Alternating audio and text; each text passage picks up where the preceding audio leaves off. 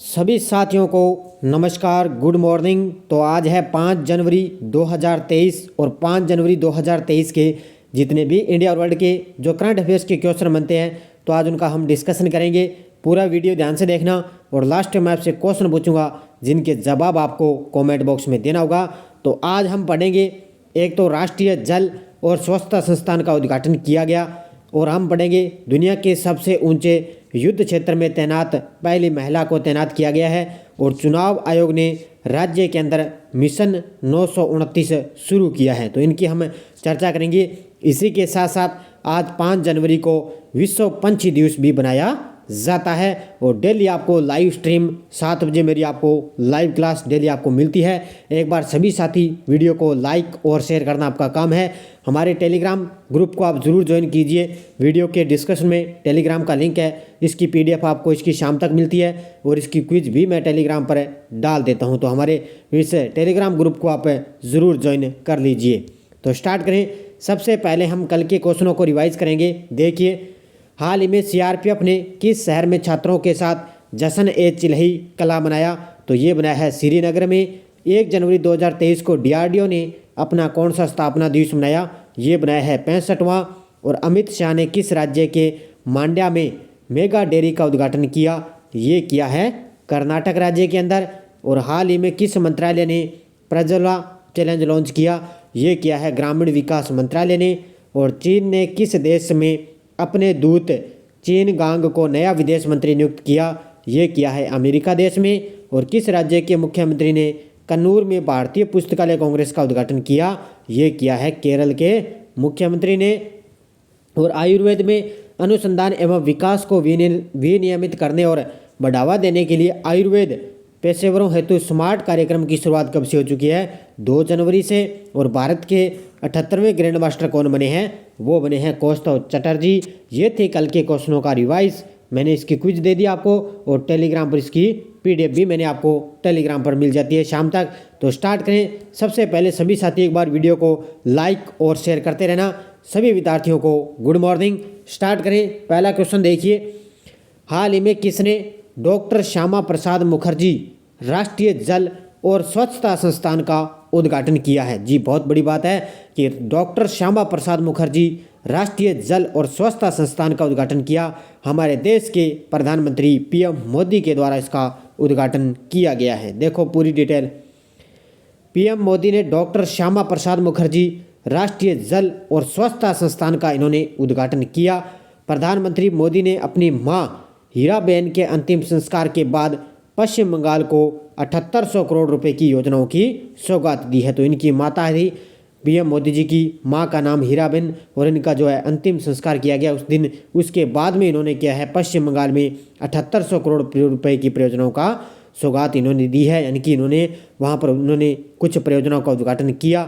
इनकी माँ का जो अंतिम संस्कार, इनकी मृत्यु हो चुकी है अभी 30 दिसंबर के दिन इनकी माँ की जो मृत्यु हुई उनका अंतिम संस्कार किया गया। और उन्होंने इसके साथ साथ इसके बाद में उन्होंने डॉक्टर श्यामा प्रसाद मुखर्जी राष्ट्रीय जल और स्वच्छता संस्थान का इन्होंने उद्घाटन किया है।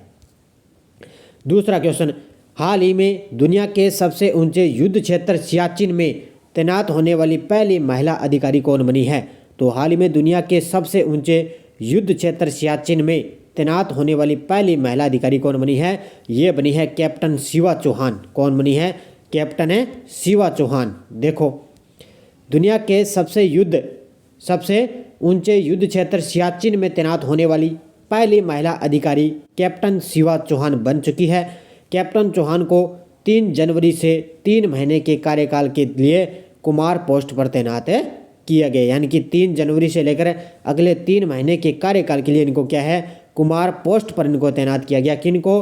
कैप्टन शिवा चौहान। और दुनिया के सबसे ऊंचा ये युद्ध क्षेत्र है सियाचिन, वहाँ पर इन महिला अधिकारियों को तैनात किया गया है।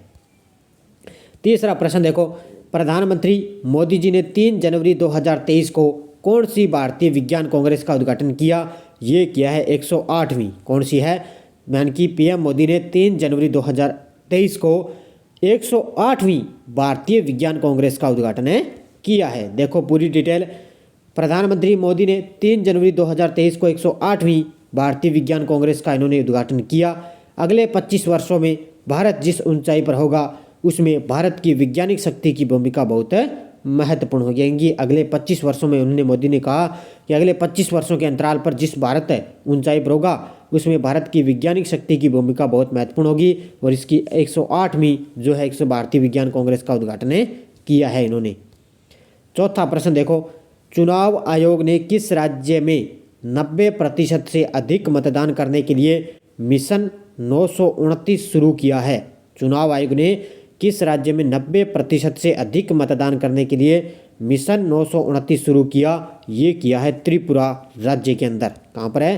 त्रिपुरा में। देखो, त्रिपुरा में इस साल की शुरुआत में होने वाले चुनाव में मतदान प्रतिशत बढ़ाने के लिए चुनाव आयोग ने कमर कस ली है। यानी कि त्रिपुरा में इस साल की शुरुआत में क्या है, चुनाव होंगे और इसमें मतदान प्रतिशत को बढ़ाने के लिए उन्होंने क्या है, मतदान को 90% से ऊपर ले जाने के लिए आयोग ने मिशन 929 पर काम करने का जो है कार्य जारी कर दिया इन्होंने।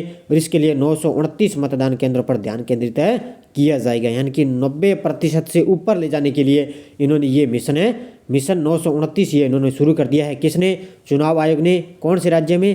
त्रिपुरा के अंदर इसको शुरू किया गया है। 5 नंबर प्रश्न, किस राज्य के मुख्यमंत्री ने मुख्यमंत्री सुखाश्रय सहायता कोष की शुरुआत की है? किस राज्य के मुख्यमंत्री ने मुख्यमंत्री सुखाश्रय सहायता कोष की शुरुआत की? ये की है हिमाचल प्रदेश के नए मुख्यमंत्री। आपको पता है कौन बने हैं? सुखविंदर सिंह सुक्खू हिमाचल प्रदेश के मुख्यमंत्री हैं, अभी नए बने। आपको पता है सुखविंदर सिंह सुक्खू ने 1 जनवरी 2023 को 101 करोड़ रुपए के परिव्यय के साथ मुख्यमंत्री सुखाश्रय सहायता कोष का इन्होंने शुभारंभ किया। और सुखविंदर सिंह सुक्खू सरकार ने 11 दिसंबर 2022 को शपथ ली थी। ये आपको पता है 11 दिसंबर 2022 को उन्होंने शपथ ली। अभी मान के चलो नए मुख्यमंत्री बने हैं हिमाचल प्रदेश के और इन्होंने अभी क्या 101 करोड़ रुपए के साथ है मुख्यमंत्री सुखाश्रय सहायता कोष का इन्होंने शुभारंभ किया है। छठा प्रश्न देखो, साड़ी महोत्सव विरासत का दूसरा चरण भारत की 75 हाथ से बुनी साड़ियों का उत्सव किस शहर में शुरू होगा? साड़ी महोत्सव है विरासत का दूसरा चरण भारत की 75 हाथ से बुनी साड़ियों का उत्सव किस शहर में शुरू होगा? ये होगा नई दिल्ली के अंदर। कहाँ पर होगा? नई दिल्ली में। देखो, साड़ी महोत्सव विरासत का दूसरा चरण भारत की 75 हाथ से बुनी साड़ियों का उत्सव 3 से 17 जनवरी 2023 से नई दिल्ली में शुरू होगा। यानी कि 3 जनवरी से इसकी शुरुआत हो चुकी है। 3 से लेकर ये 17 जनवरी तक चलेगा नई दिल्ली के अंदर।